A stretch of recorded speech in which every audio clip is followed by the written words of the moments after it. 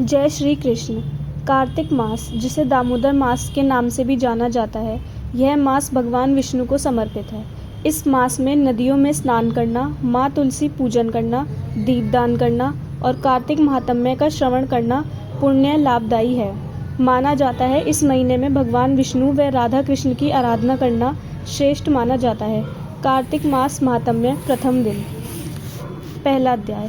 नैमिषारण्य तीर्थ में श्री सूत जी महाराज 88,000 शौनकादिक ऋषियों से बोले, अब मैं आपके सामने कार्तिक महात्म्य की श्रेष्ठ कथा कहता हूँ, जिसे सुनकर मनुष्य सब प्रकार के पापों से छूटकर वैकुंठ को प्राप्त कर लेता है। सूत जी ने कहा, श्री कृष्ण जी से आज्ञा लेकर नारद जी के चले जाने पर सत्यभामा प्रसन्न होकर श्री कृष्ण से बोली, हे नाथ, मेरा जीवन सफल हो गया। मेरे माता पिता भी धन्य हैं, जो आपकी 16,000 रानियों में मैं अत्यधिक प्यारी हूँ। मैंने वह कल्प वृक्ष आदि आपके साथ नारद जी को विधि पूर्वक दान में दे दिया, परंतु वही कल्प वृक्ष मेरे घर में सदा लहराया करता है, जिसकी बात को मृत्युलोक में कोई भी स्त्री नहीं जानती। हे स्वामिनी, अब मैं आपसे पूछना चाहती हूँ, विस्तार पूर्वक कहिए, जिसे सुनकर मैं अपने हित कार्य करूँ, जिसके करने से कल्प प्रयत्न भी आप मुझे विमुख न हो। सूत जी कहने लगे।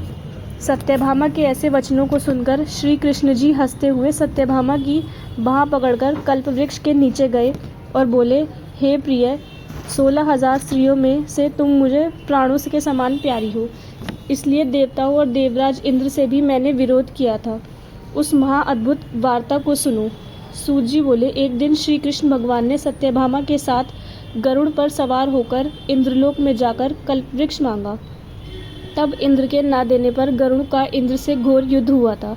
हे प्रिय, जब तुम्हें हर चीज़ दे सकता हूँ, हर एक कार्य पूरा कर सकता हूँ, तो क्या तुम्हारे आश्चर्यजनक प्रश्न का उत्तर न दूंगा?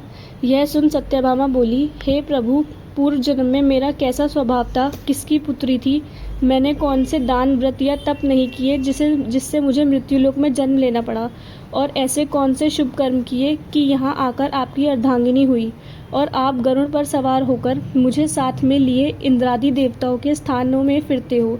तब भगवान बोले, हे कांते, तुम पूर्व जन्म में किसकी पुत्री थी, कौन से पुण्य और व्रतादिक तथा शुभ कार्य तुमने किए थे, वह सब कहता हूँ।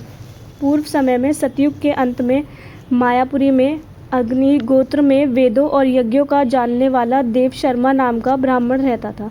वह रोज अतिथियों की सेवा, हवन और सूर्य भगवान की पूजा किया करता था, इसलिए सूर्य की तरह तेजस्वी था।